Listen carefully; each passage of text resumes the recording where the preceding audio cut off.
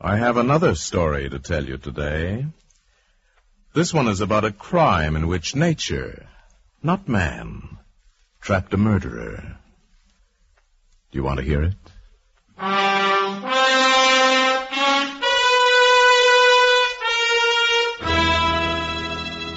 Now, starring Paul Frees as your teller of tales, another story from The Black Book.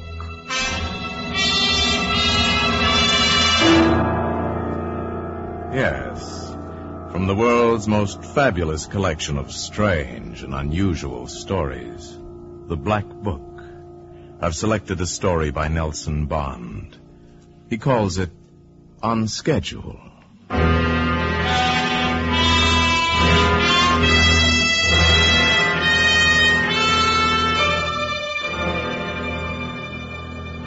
Mr. Henry Foster, manager of the Midwestern branch of Updike and Updike Investment Brokers, sat comfortably in the men's lounge of the club car as the train swayed and rumbled over the Jersey countryside. He had the quiet air of a conservative middle-aged businessman and held an expensive briefcase on his lap. He sat there gazing out of the window through the bright noon sunlight at New York's jagged skyline. It made him think of a huge stock market graph. And for the 100th time, Mr. Foster mentally reviewed the steps he must take. The wheels beneath him sang a deeper note as they hit the downgrade to the Hudson Tube. Mr. Foster studied his watch and thought to himself, "In 1 minute and 56 seconds, this car will enter the darkness of the tube. It will be absolute darkness, for I shall step from the lounge and throw the master switch. Every light in the club car will be cut off. Yes, my plan is perfect." For the last 3 nights, Mr. Foster had taken this train from Jersey to New York, stopwatch in hand, plotting his every move. He knew that exactly 3 minutes and 39 seconds from the time the club car entered the Hudson Tube, it would glide into Pennsylvania Station carrying a dead passenger. Young Prentice, now so casually lounging in the last compartment smoking a cigarette with Detective Mooney, would be dead. His throat cut by the knife Mr. Foster had concealed in his briefcase. It was rather a shame, he thought, that Prentice must die, but there was no other way to handle it now. There'd really been no other way right from the start. From the very day he'd called the young accountant into his office for a very private conversation. "Come in." You wanted to see me, Mr. Foster? "Oh, yes, Prentice. Have a chair." "You recognize this, Prentice?" Well, of course, sir. It's one of our account books. "Right. Now, I've made notes here of certain entries in that particular volume that strike me as, let us say, in error." What do you mean, sir? "What do I mean? Prentice, turn to page 67, if you will." "Well, go ahead." "Have it?" Yes, sir. "Mr. Harriman's account, is it not?" That's right, sir. "Now then, look at the entry of June 14th. Well, Prentice?" I don't understand, sir. Do you want me to read it? "No, Prentice, I've read it." If there's an error, Mr. Foster, I'll check it immediately. "Too late, Prentice. $300 is missing. You're a fool to have taken it."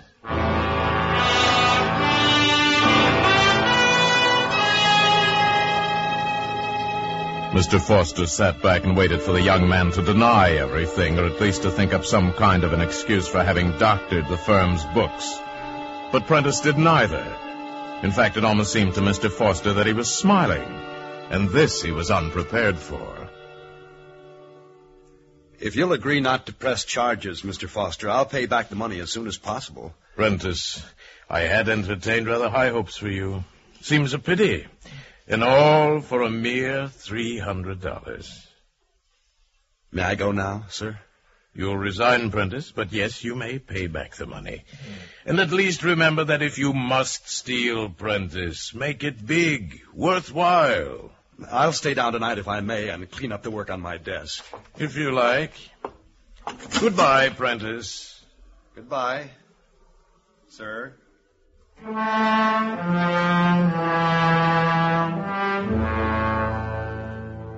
It was a pity, Foster thought, to lose a young man he'd considered so promising. But at least the young fool might learn his lesson from it. Next morning, Mr. Foster found that he had, and learned it well. He was looking through his mail when the telephone rang. It was Prentice. He wanted to see Mr. Foster at once, and curiously, there was no pleading in his voice, but rather an amused tone of superiority and self-possession. A few moments later, he was seated in the office with an account book in his hand. Do you recognize this, Mr. Foster? What is it you wish to see me about, Prentice? On page 20 in that book, you can see where I made $50 from Mrs. Jackson, the same way I made $300 from Mr. Harriman. I haven't checked all the books yet, Prentice. No? If you have anything to say, Prentice, say it. Oh, I have something to say, all right. I've been up all night studying these books, and I've discovered a few things I'd vaguely suspected. The most important being that the few $100s I've stolen are chicken feed compared to the thousands that have landed in your pocket. Just what do you mean, Prentice? I'll tell you. It took some time to figure out how you've been doing it, but I know now. I sort of stumbled on the answer, you might say.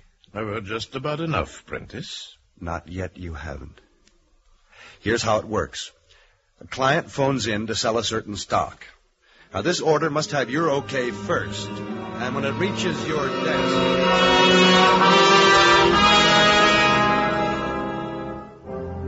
Young Prentice talked on for an hour uninterrupted. For Henry Foster was something of a philosopher, and he found a certain wry humor in the fact that only through the cheap dishonesty of a mere accountant had his own really magnificent thievery been discovered. He allowed Prentice to finish and congratulated him on his cleverness. And then he made the only gesture possible under the circumstances. At first, Prentice was doubtful. Yeah, but what if we're caught? We'd get 20 years at least. Nonsense. It's foolproof. But $100,000 a year? That's too much. Precisely. And that's why we'll never be caught. Remember, Prentice, only petty thieves are caught. $300 thieves. Yes. You're right. I'll go along. Good. Let's shake hands on it, my boy.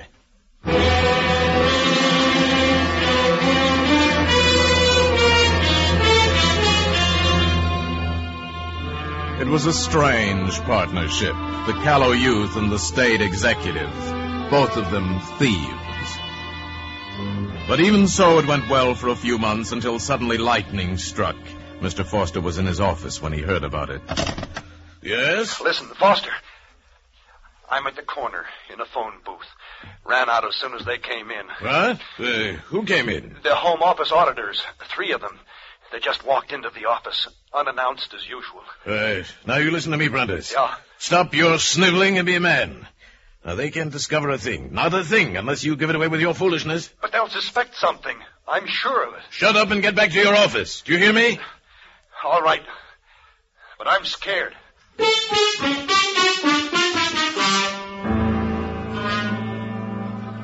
As it turned out, young Prentice was right. The auditors did suspect something. And in the end, Foster was summoned to New York. His employers suspected, yes, but they could prove nothing. And Mr. Foster soon returned to the Midwest. His method of thievery was perfect. Or so he thought, until a New York detective, Ed Mooney, appeared on the scene. A few days after his arrival, Mooney came to Mr. Foster's office with terrifying news. Well, Mr. Foster, that's the long and the short of it. Prentice is not as stable a character as you are. Prentice is a fool, Mooney, and I'll have him in jail for such slander. Maybe you will, maybe you won't. Meantime, we've offered him privilege of state's evidence freedom if he'll come to New York and give us information there. Why, you mean you take the word of a mere boy before mine? Oh, we'll check on everything he has to tell, all right. All right, Mooney. Go ahead. Check all you like. You'll find nothing. Nothing. We'll check. In good time.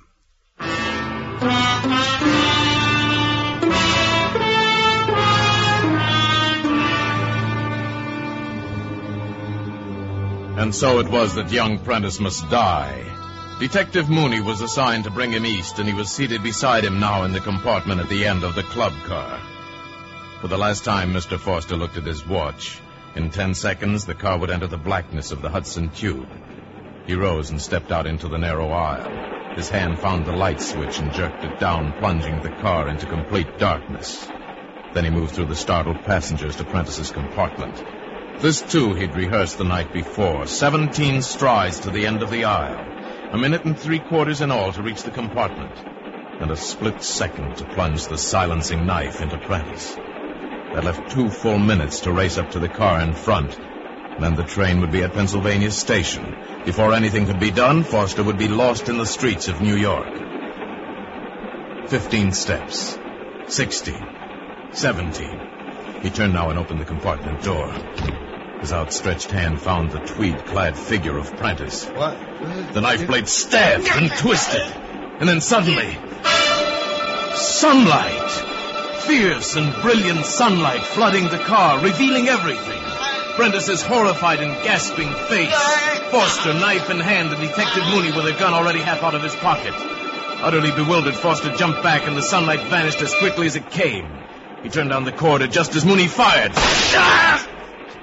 The bullet smashed between his shoulders, driving him forward onto the carpet.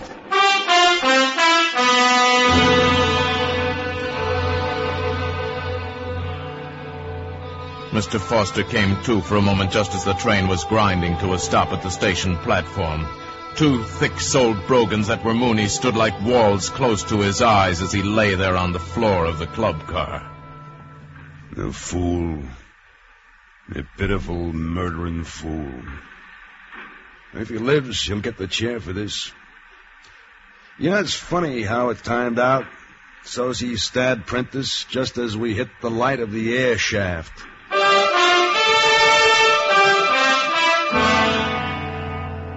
Mr. Foster's eyes closed in shame as much as in physical pain. The air shaft. Yes, that's all it was. An air shaft full of bright noon sunlight. His one mistake, the one flaw in his otherwise perfect plan. You see, he timed everything on night trains only.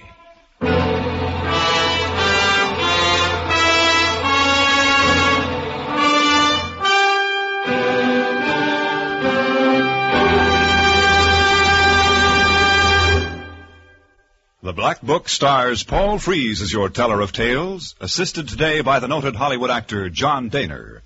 Nelson Bond's story, On Schedule, was adapted by John Meston and directed by Norman MacDonald. The special music is composed and conducted by Leith Stevens.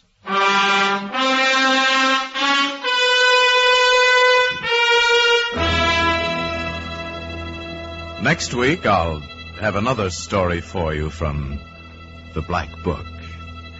It's most unusual, and it's called My Favorite Corpse.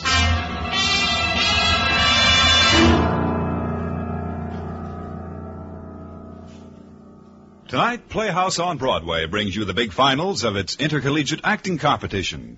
4 talented campus performers compete in a specially written play in which one of them will win $2,000.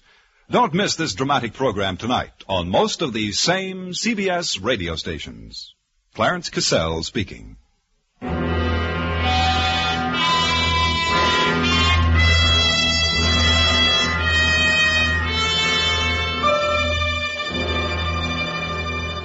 Remember, the comedy treat that can't be beat is Jack Benny Time, Sunday nights on the CBS Radio Network.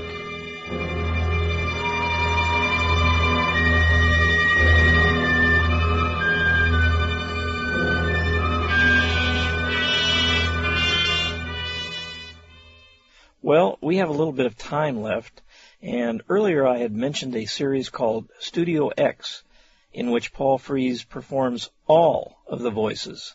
And so let's hear just an excerpt of one of the episodes from that series. This is episode 3 from 1948, entitled The Professor Goes for a Walk. And keep in mind, every single voice you hear on this particular show is that of Paul Frees. All right, Danelli. We've got you and your mob completely surrounded.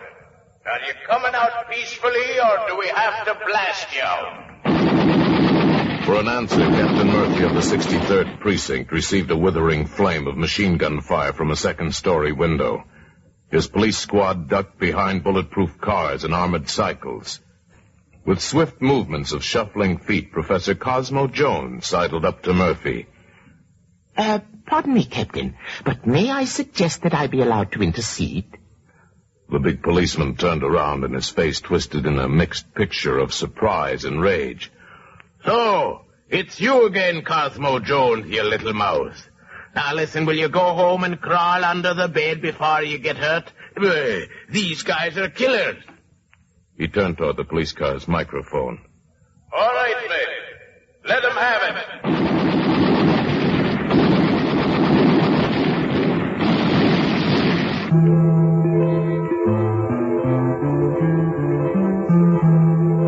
And that's the dramatic opening to another story from Studio X, starring America's most versatile actor, Mr. Paul Frees, who will return after a few profitable moments with your announcer.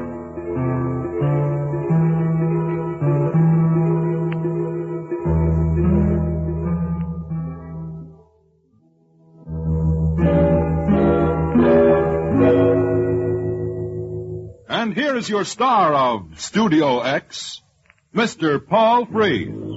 How do you do, ladies and gentlemen? Welcome to Studio X and our presentation of The Professor Goes for a Walk. During a slight lull in the firing, Professor Cosmo Jones took advantage of another opportunity to approach the police captain and tugged at his sleeve. If you please, Captain Murphy, I have a very good suggestion as to how... Listen, didn't I tell you to get back out of here? Murphy turned back to his men.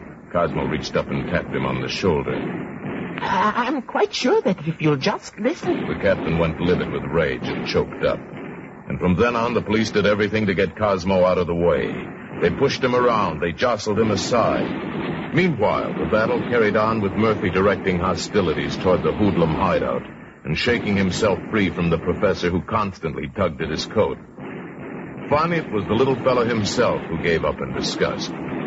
Grasping his walking stick and umbrella firmly in one hand, he calmly walked out right in the center of no man's land. Standing there in the white beams of police searchlights, he was a perfect target for gunfire from either side. Captain Murphy nearly had a heart attack as he screamed into the microphone. Hold your fire! Hold your fire! Beads of sweat oozed out of his forehead as he addressed the professor. Get out of here, you little dope. Come over here before you get a bullet in the pants. Come on, hurry up! But Cosmo had made up his mind to take a different course of action. He approached the opposite curb, threw back his head, and called up to the second-story window. Gentlemen, I should like to have a talk with you. I'm sure you won't mind if I come upstairs. There was no firing, no response from the window. Without a moment's hesitation, the professor entered the building and proceeded up the stairs. At the top of the landing, he knocked on the wooden panel and waited until the door was jerked open. He boldly stepped across the threshold under the guidance of two men bristling with guns. There were two other men inside, and the room looked like a small arsenal. The shades were ripped away from the glass-shattered windows, tables and chairs were overturned, and the place was in a thorough state of shambles. The only light in the room came from the searching ribbons of police lights and the bright glow of street lamps on the outside. The professor stood there meekly until the man who seemed to be Danelli, the leader, spoke. What you got on your mind, screwball? Cosmo stood perfectly quiet as he answered. Well, gentlemen, to be perfectly frank with you, I was thinking that you might save yourselves a lot of trouble by raising a flag of truce, laying down your arms, and submitting peacefully to the officers of the law. A tough-looking individual with a scar that ran from his temple to the corner of his mouth barked at Danelli. What is this guy? Nuts? The professor was quick to give assurance. Oh, no, gentlemen. I can set your minds at ease by saying that I'm not a victim of dementia praecox. Definitely not. Scarface barked again. Hey, listen to the guy. He's swearing at us. Benelli spat out a command. Shut up, Augie. Then he waved a gun at the professor. What are you? A copper? Oh, no, heavens no. I'm not a minion of the law. I'm a doctor of science. The leader bobbed his head at the gang. Meet the doc, you monkeys. A guy who don't know when he's well off by keeping his bugle out other guys' business. Well, you get this, flappy ears. We don't go for your ideas. Because I ain't got no time to waste, I'm gonna polish you off.